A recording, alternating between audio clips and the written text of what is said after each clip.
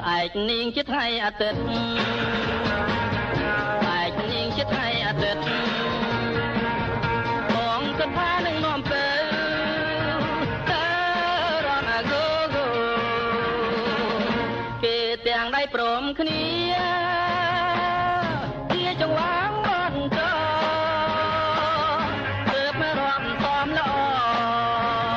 តាមរបៀបថ្មីបងសម្រាញ់ថានឹងរំជាមួយតែនឹងត្រេ